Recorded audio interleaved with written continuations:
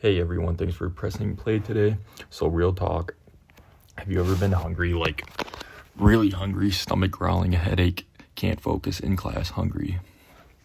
Now imagine that being your normal. That's the reality for way too many people in Milwaukee right now. Today we're talking about food insecurity, a serious problem that hides in plain sight, especially in neighborhoods where healthy food just isn't accessible. And yeah, this is happening in our city, not somewhere far away, right here. Food insecurity isn't just being poor or skipping a meal. It's the constant stress of knowing where your next meal is coming from or whether it will be enough. It's having to choose between groceries or your phone bill. It's relying on school lunches or corner store snacks because fresh food is out of reach. And in Milwaukee, this hits the hardest in low-income black and brown neighborhoods. These areas are often called food deserts, places where there's no full grocery store nearby and public transit to get one. There's no full grocery store nearby and public transit to get one, spotty at best. But this issue is way bigger than just distance. It's tied to racism, poverty, and housing policies. And who's investing in neighborhoods or who's not? How did it get this bad? Dr. Miriam Wasserman, a public health expert, says food insecurity is a result of systematic inequality. Other words, the system was never built to feed everyone equally. Back in the day, stuff like redlining kept black families from buying homes or opening businesses in certain areas.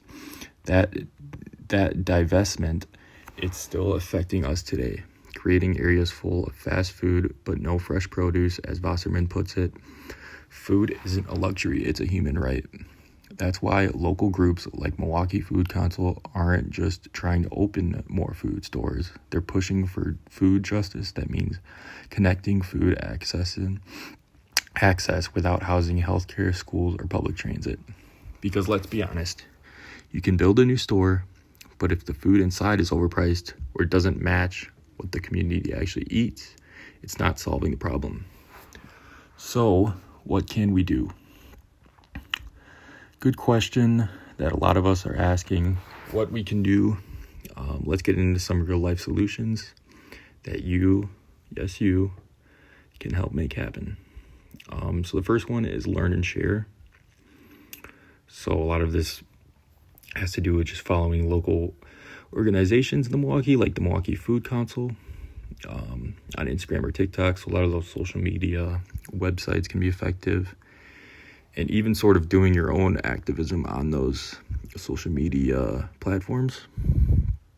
That can help a lot. Invite your friends into the conversation. Knowledge spreads power. So just remember that. Second one you can do is support community gardens. So a lot of neighborhoods in Milwaukee are turning the empty lots into urban gardens. Volunteer, donate, or just show up and support fresh food grown by the community for the community.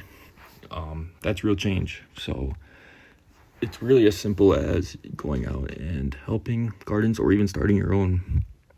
I think gardens are something that we take for granted, and we just need to add more of. And it's really not hard to do. Pressure local leaders, send an email, attending a city meeting, ask, what are we doing about food insecurity in Milwaukee? Trust me, local officials pay attention when younger voices speak up.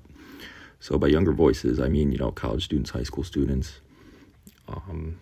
You really can make change if you sort of voice your concerns, because coming from younger people, it can be more effective.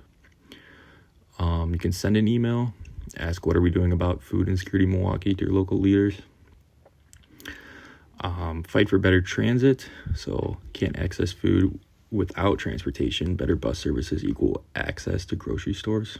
Join a youth advocacy group or start a petition for more frequent, safer routes in food desert areas.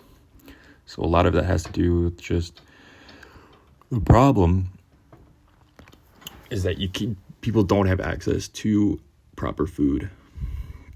You can buy from local farmers or small neighborhood stores when you can. So it's really just voting with your dollars. So spending your money at local places can really help. Push for healthier, affordable options. So that has to do with, local prices and also the actual food manufacturers and suppliers. So if we push for lower prices, that can really help those in need that really can't afford the healthier options. You can organize a campus or club drive, partner with a local organization to host a food drive or fundraiser, make it a community event with music, art, and mutual aid. It's about connection, not charity. Why this matters. Food insecurity isn't just about on the plate. It's about equity, dignity, and access.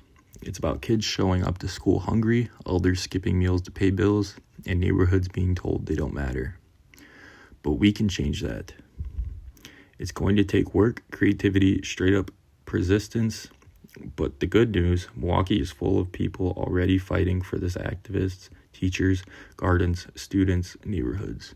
And now maybe you are too. Thanks for listening. Let's keep this conversation going. Hit me up if you want any ways you can get involved. I'll drop some links in the show notes.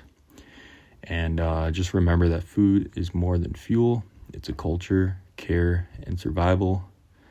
And everyone, I think, deserves that. So thank you all for listening. Again, if you need any help on where to find these resources and how you can volunteer, just look in the show notes. I will leave links to that and also where I got my research from. All right, thank you so much. Talk soon.